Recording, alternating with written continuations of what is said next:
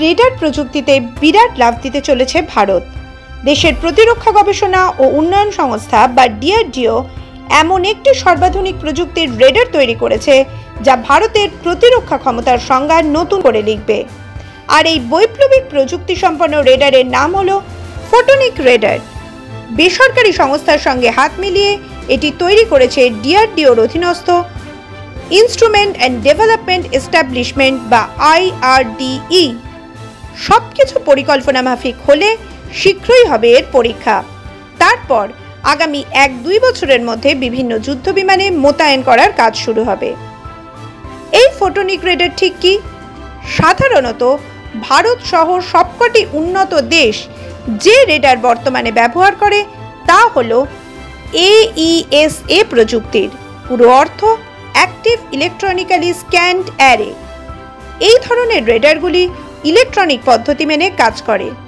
এই সব রেডারে ইলেকট্রনিক সিগন্যালের মাধ্যমে বস্তুকে ট্র্যাক করা হয়, কিন্তু ফোটনিক রেডার এখানে সবার চেয়ে আলাদা।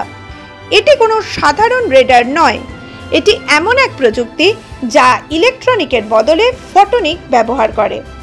অর্থাৎ এতে ইলেকট্রনিক সিগন্যালের পরিবর্তে আলো, যেমন লেজার বা অপটিক্যাল সিগন্যাল ব্যবহার করা হয়, যার ফলে এই রেডার বহু গুণ বেশি শক্তিশালী, দ্রুত ও নির্ভুল। কিভাবে কাজ করে ফোটনিক রেডার? বর্তমান রেডার সিস্টেমগুলি বস্তু শনাক্ত করার জন্য রেডিও ওয়েভ বা বেতার তরঙ্গ নির্গত করে কাজ করে। তবে এই সিস্টেমগুলি স্টিল বিমান শনাক্তকরণে চ্যালেঞ্জের মুখোমুখি হয়, কারণ স্টিল বিমানগুলির শরীরে এমন বিশেষ ধরনের কোটিং করা থাকে যা রেডিও ফ্রিকোয়েন্সি বা RF সংকেত এড়াতে বা শোষণ করতে সক্ষম।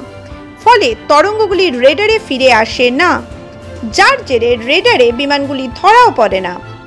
অন্যদিকে ফোটনিক রেডারগুলি আলোক বা লেজার তরঙ্গ বিকিরিত করে, অর্থাৎ বর্তমান সার্কিটের বদলে এখানে ব্যবহৃত হয় লাইট ভিত্তিক উপাদান।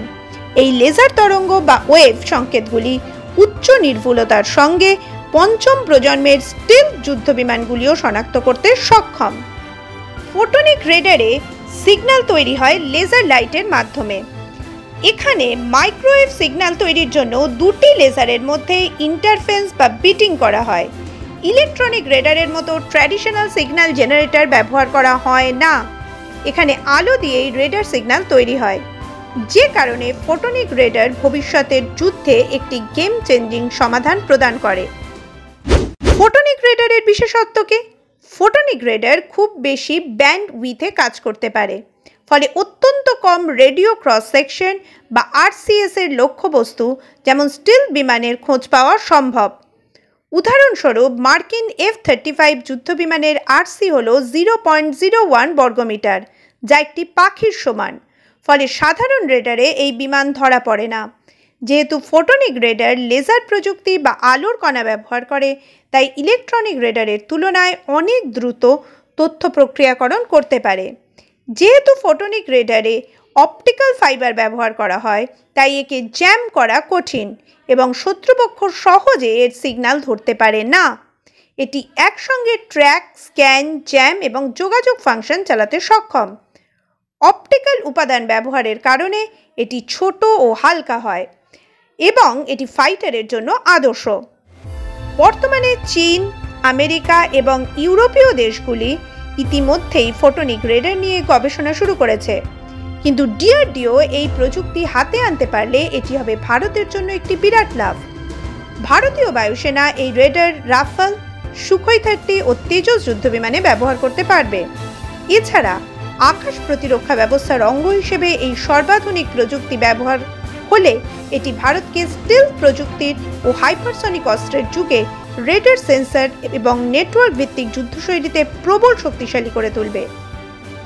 যা জানা যাচ্ছে 2028 সালের মধ্যে যুদ্ধবিমানে বসিয়ে এই ফোটনিক রেডারের ফ্লাইট টেস্ট পর্যায়ে নিয়ে যেতে চায় ডিআরডিও।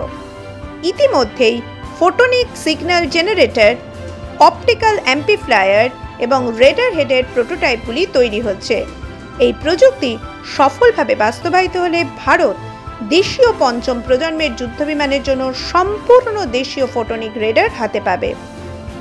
ভারত যদি এই রেডার মোতায়েনে সফল হয়, তাহলে চীন, আমেরিকা তাদের স্টেলথ যুদ্ধবিমান নিয়ে যে আস্ফালন করে তা এক লপ্তে ফিকে হয়ে যাবে। ফলে এশিয়া তথা বিশ্বের ভূ রাজনীতিতে যে বিরাট একটা পরিবর্তন আসবে তা বলাই বাহুল্য।